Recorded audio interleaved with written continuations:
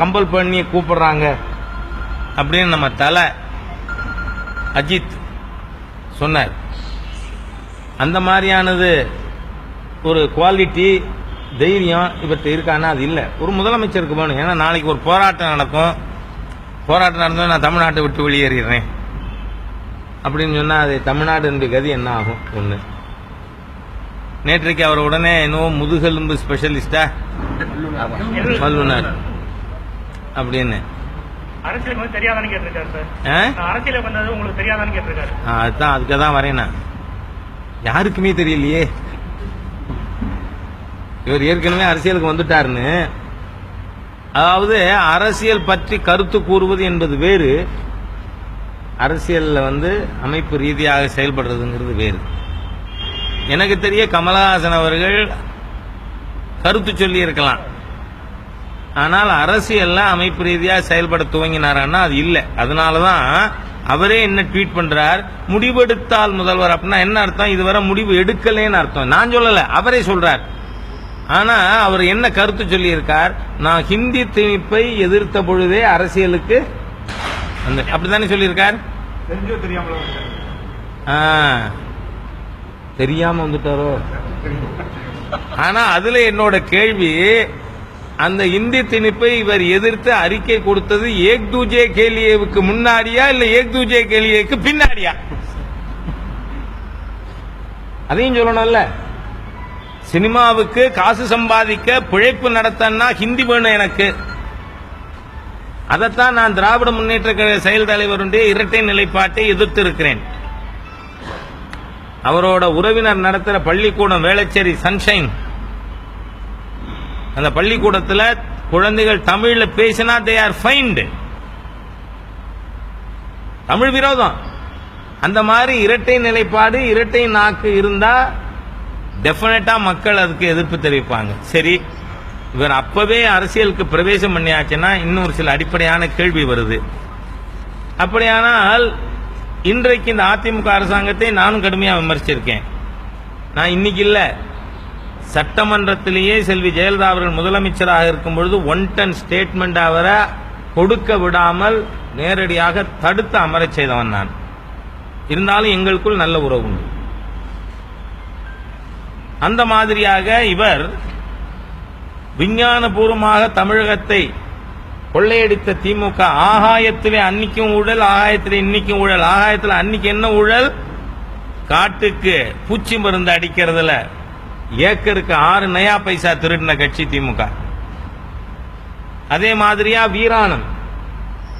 வீராணம் குழாய்கள். தயவு செய்து நண்பர் கமலஹாசன் அவர்கள் கொஞ்சம் வீராண பகுதியில் போய் டூர் பண்ணுங்க, மக்களை பாருங்க, மாநிலம் எப்படி இருக்குன்னு பாருங்க. இன்னும் அந்த பைப் அங்க கிடக்கு. ஆமா, அந்த கான்ட்ராக்டர் சத்யநாராயணாவா செத்து போனானே பாவம். அதுக்கு காரணமான திமுகவுக்கு எதிராக இவர் அறிக்கை கொடுத்திருக்காரா? சரி, 2G ஸ்பெக்ட்ரம், மேக்சிஸ் ஏர்செல், இதெல்லாம் இவர் அரசியல் பிரவேசத்துக்கு அப்புறம் தான் இவர் புதுசா அரசியல் வரான்னு நான் இந்த கேள்வியெல்லாம் கேட்க மாட்டேன். நான் இன்னைக்கு வரேன். இன்னைக்கு ஏன்னா ஏடிஎம்கே இவர் விமர்சிச்சா ஏடிஎம்கே பதில் சொல்லட்டும். I hold no brief for anybody. ஆனால் இவர் ஏற்கனவே நான் அரசியல் பிரவேசம் பண்ணிட்டேன்னா, கரும்பாலையில் விவசாயிகளுக்கு கரும்புக்கு இன்னமும் சப்ளை பண்ண கரும்புக்கு இன்னும் பணம் கொடுக்கலையே, பட்டுவாடா பண்ணலையே, கருத்து சொல்லியிருக்காரா? சரி, அன்னைக்கு பூச்சி மருந்து ஊழல், கோதுமை பேர ஊழல், சர்க்கரை பேர ஊழல், வீராணம் ஊழல், அண்ணா மேம்பாலம் ஊழல், எல்லாத்திலையும் கொள்ளையடிச்ச திமுகவினுடைய ஊழல் பற்றி இன்னைக்காவது பேசினாரா? இல்ல இன்னைக்கு 2G ஸ்பெக்ட்ரம் பற்றி பேசினாரா? மேக்சிஸ் ஏர்செல் ஊழலை பற்றி பேசினாரா? அப்புறம் என்ன செலக்டிவ் கிரிட்டிசிசம்? அப்ப இவர் நான் ஊழலுக்கு எதிரானவன் என்று தன்னை உருவகப்படுத்திக் கொள்வது என்பது சரியானது அல்ல.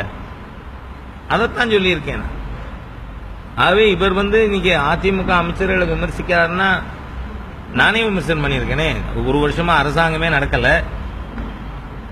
ஆகவே கமலஹாசன் அவர்கள் என் மேல கோவப்பட்டு பிரயோஜனம் இல்லை. சரி, ரஜினிகாந்த் விமர்சனம் பண்ணலங்க. ரஜினிகாந்த் விஷயத்தில் இன்னமும் நான் என்ன சொன்னேன்னு எனக்கு நினைவு இருக்கு. இதே தான் சொன்னேன், இந்த நாட்டில் 18 வயது நிரம்ப யார் வேணா வரலாம். ஆனா இன்னும் ரஜினிகாந்த் அவர்கள் தான் வர்றேன்னு முடிவு எடுக்கல. அவர் முடிவெடுக்கட்டும்.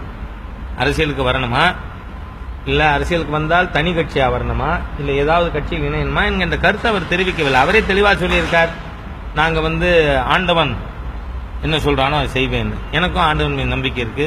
அதனால நாம ரஜினிகாந்துக்கும் கமலஹாசனுக்கும் ஒரு வித்தியாசம் இருக்கு. ரஜினிகாந்த் பிஜேபிக்கு வந்தால் நாங்கள் வரவேற்போம் அப்படின்னு அரசியல் தலைவர்கள் பிஜேபி தலைவர் அத்தனை பேரும் கூறுறாங்க. ஆனால் கமலஹாசன் மட்டும் நான் அதுக்கு தான் வரேன். Let me complete.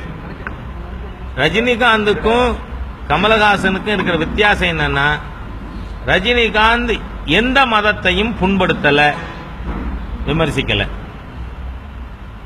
ஆனால் கமலஹாசன் திராவிட கழக வீரமணியை போல் பேசிக் கொண்டு இருக்கிறார். அதோடு மட்டும் இல்ல, அன்பே சிவம்னு ஒரு படம், அது நண்பர்கள் பார்த்திருந்தால் சரி, நான் சொல்றத நினைவுக்கு வரும், இல்லைன்னா பார்க்கலாம். இன்னைக்கு சிடி வாங்கி போட்டு இவர் கமலஹாசனுக்கு ஒரு தாய் திருநீர் பூசுவார், அதை உடனே கையால் அழிப்பார். ஆனா இன்னொரு தாய் சிலுவை போடுறதுக்கு அனுமதிப்பார். அப்போ இந்து மத உணர்வுகளை காயப்படுத்துகின்ற, இந்து மத உணர்வுகளை புண்படுத்துறதுக்கு பேரு பகுத்தறிவுவாதம் என்று சொல்லிக் கொள்ளுகின்ற போக்கு ஏற்புடையதல்ல. அதனால இன்னைக்கு திராவிடர் கழகத்துக்குன்னு என்ன செல்வாக்கு இருக்கோ அதுதான் திரு கமலஹாசன் வந்தாலும் இருக்கும். ஏனென்றால் நடிப்பிலே ஆதரிப்பவர்கள் எல்லாம் அரசியல் ரீதியாக ஆதரிக்க மாட்டார்கள். திரு சிவாஜி கணேசன் அவர்களை விட இன்னொரு நடிகன் பிறக்க வேண்டும் இந்த உலகத்தில். அவ்வளவு சிறந்த நடிகர் திரு சிவாஜி கணேசன் அவர்கள். ஆனால் அவர் ஜானகி ராமச்சந்திரனோட கட்சியில சேர்ந்து இணைந்து கூட்டணியில நின்று ஒரு சீட்டு கூட ஜெயிக்கலையே. அவர் போட்டியிட்ட திருவையாறிலே அவர் தோற்று போனார். சிவாஜி கணேசன் அவர்களை நடிகர் திலகமாக, மிகச்சிறந்த நடிகனாக ஏற்றுக்கொண்ட சமுதாயம் அவரை ஒரு அரசியல் தலைவராக ஏத்துக்கல. எல்லாரும் எம்ஜிஆர் இல்லைங்கிறேன். எம்ஜிஆர் மாதிரி யாராவது தன்னை நினைச்சிருந்தாங்கன்னா, காண மயிலாட கண்டிருந்த வான்கோழி தன் பொல்லாச்சேரிகை விரித்தாடினார் போலுமே கல்லாதான் கற்றகவி மாதிரி தான் இருக்கும். ஆகவே என்னோட கருத்து என்ன, அந்த முதல்வர் என்று வரும்பொழுது அதற்கான லீடர்ஷிப் குவாலிட்டி இருக்கா இல்லையா? இல்ல. ரெண்டாவது, ரெண்டு தீக்கா தமிழ்நாட்டுக்கு எதுக்கு? ஏற்கனவே ஒரு நாத்திக ஹிந்து விரோத திராவிடர் கழகம் இருக்கு. அதானே இவரும். இவர் பேசுறது ஒண்ணு, செய்யறது ஒண்ணு. நான் பச்சை தமிழன், நான் ஹிந்திய சமஸ்கிருதத்தை எதிர்ப்பேன், ஆனா பெத்த மகளுக்கு ஸ்ருதின்னு பேர் வைப்பேன். இது என்ன நிலைப்பாடு? Duplicity, dual tongue. ஸ்ருதினா என்ன அர்த்தம்? வேதம்னு அர்த்தம். ஆகவே இவர் செய்யறது ஒண்ணு, சொல்றது ஒண்ணு. அரசியலுக்குன்னு வந்தீங்கன்னா கொள்கை ரீதியாக உங்களை மக்கள் விமர்சனம் செய்வார்கள். நான் ஒரு விஷயத்துல தெளிவா இருக்கேன்.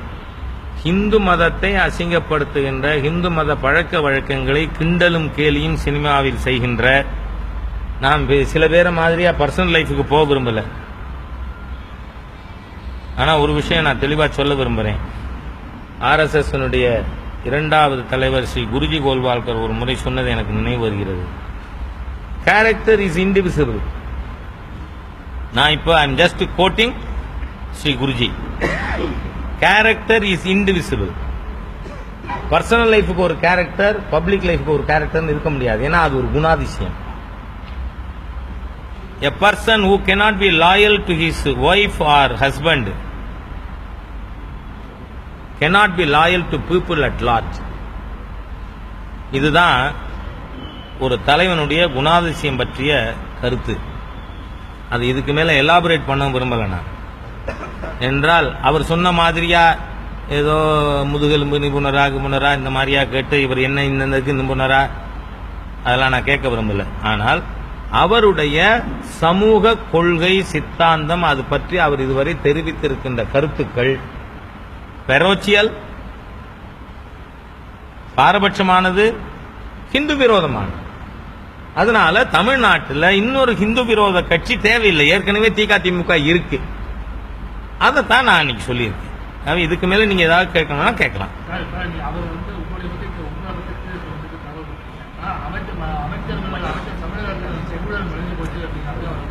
நானே விமர்சிஇருக்கேன், அதுக்கு நான் பதில் சொல்லிட்டேனே. வெயில போடுங்க அப்படின்னு சொல்லியிருக்காங்க. அந்த கருத்தை நீங்க எப்படி பாக்குறீங்க? அதாவது 2G ஸ்பெக்ட்ரம் பற்றியும் இவர் கேட்கட்டும்.